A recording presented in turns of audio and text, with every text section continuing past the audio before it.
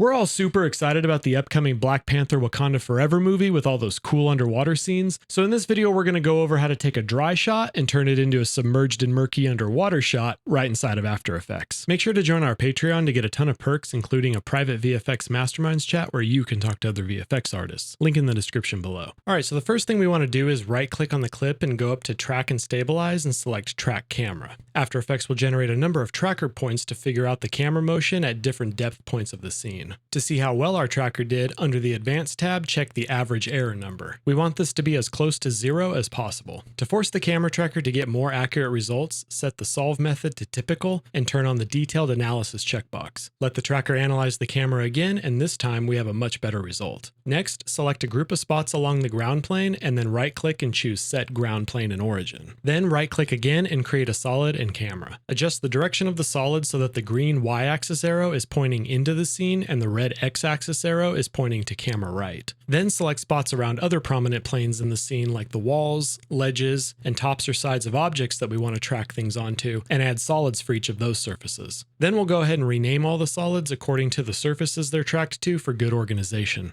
Now we need to normalize the center point of our 3D scene, and there's a few different ways that we could go about this. For this, we're using an awesome free script that we got from workbench.tv, but there is a way that you can do it manually. It just takes longer, and this script is a great time saver. We'll have a link in the description below where you can get the script for yourself, and they also have a great video explaining the manual process as well as the process using the script. Once we have all our surfaces marked with solids, we'll go ahead and select all of our solids and hit the Normalize Track button on the script, and now After Effects recognizes our ground solid as the center of our scene, and all the other solids are in the correct location based on that center point. If at any point we need to add another surface later on, all we need to do is go back to our camera tracker, select another surface location, create a solid, and click the plus button on the script, and it will add it to our normalized track data. Then we'll go ahead and hide all the solids for now. We'll go back to these individually as we attach our effects in a little bit. Next, we need to create a caustic effect to be able to make our surfaces look like they're reflecting light passing through the water. Create a new comp and call it Caustics, and then create a new solid and name it the same. Next, add a fractal noise effect and Alt-click on the evolution stopwatch and type in the expression time times 230 to give it some movement. Then add a CC vector blur effect and set the amount to around 30 and the ridge smoothness to something like 3. Now, I'm working on a 4K timeline for this, so I'll go ahead and scale it up a bit so that the pattern isn't so small, but if you're working on an HD timeline, it'll look good as is. And now that we have our caustic effect ready to go, we can start tracking it into our scene with the solids we created. Let's start off by choosing one of our wall surfaces and duplicating the solid, then dragging it up above all of our solid layers for organization and then unhide it. Then with the duplicated solid still selected, grab the caustics comp and while holding the Alt key, drag it onto the solid. The solid will change to our caustic comp while retaining all of its 3D track properties. Now we can go ahead and scale and position the layer to fit the size of the wall. Next, we'll add a mask just a little bit within the boundary of the layer and add some feathering to get rid of that hard edge. After that, we'll set the blending mode to something like overlay to blend with the wall texture. Depending on the surface textures and light hitting those surfaces differently, we'll have to play around with different blending modes to get the right look, but overlay seems to work good for this one. Adjust the layer opacity down a little bit to blend it more, and then add a curves effect and make a basic S-curve to give the effect a little bit of contrast. Then simply just repeat this process for all the other tracked surfaces, changing blending modes, adjusting opacity and curves to blend according to the surface texture and lighting of each surface. Now, for a spot like this at the top of the wall, we obviously want a caustic effect hitting it as well, but if we duplicate the layer and reposition it up, we have this beam that's obstructing the wall and we need to mask it out. We can do this super easy with the new updated track matte features in After Effects 2023. First, let's unhide the beam solid layer and resize it across the length of the beam. Then on the new caustic layer, we'll select the beam solid layer in the track matte menu and set the mode to alpha matte and select the invert button next to it. Now the layer is masked around the boundary of the track matte, and if we need to adjust it, we can just adjust the position of the beam solid. Super easy. After we've completed placing all of our caustics around the scene, the next thing we want to do is add some kelp to give it more of that under the ocean feel. For this, we're using some kelp assets that we got from Production Crate, and this method is very similar to the caustics method. Duplicate the ground solid and move it to the top of the layers, then Alt drag the kelp asset onto the duplicate ground layer. Now we can see the solid has changed into our kelp, but it's laying flat and we need it standing up. So we'll just grab the rotation gizmo, and while holding the shift key, we'll rotate it along the x-axis until it hits 90 degrees. Then we'll drag it along the x and y coordinates, rotate it to face the camera, and place it in the foreground of the camera to add some depth to the scene.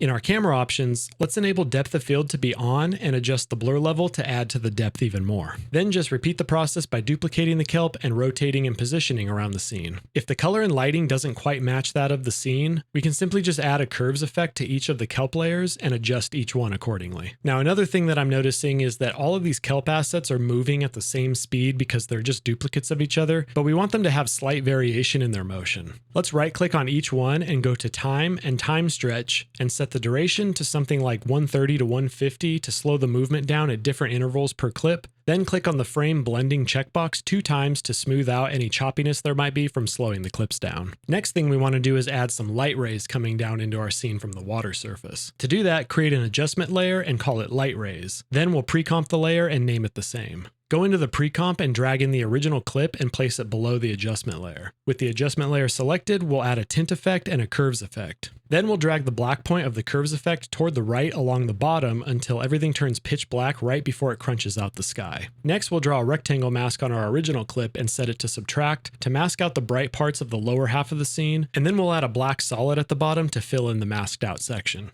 Now we're left with only our sunlight source from above. We'll jump back into the main comp and set the light ray layer blending mode to screen, then we'll add a CC radial fast blur effect. Set the zoom to brightest and the amount to 100. Then place the center point of the effect above the comp where the sun would be to set the direction of the light. We can duplicate the radial blur effect to add some thickness to the rays, and then add a Gaussian blur effect with a relatively high value to soften them up. Now, since we're working with a scene that's outdoors and we can see the sky, we need to replace it with some ocean water to better sell the effect that we're under the surface. To do that, we're going to use this ocean surface asset that we also got from Production Crate. Jumping back into the light rays pre-comp, we're going to drag in our ocean surface asset, and like we saw with the kelp, this clip is a little bit short and fast in its movement, so let's time scale it to around 220 and then enable frame blending. Then we'll rename the layer to ocean surface. Next, duplicate the light rays adjustment layer and create a Luma matte set to the ocean surface layer above. This will use only the bright section that we created for the light rays, and it'll map it to the different brightness values of the ocean layer. Next, we need to add some floating bubble particles into the scene. Create a new solid and call it Particles, then add a CC Particle World effect to the layer.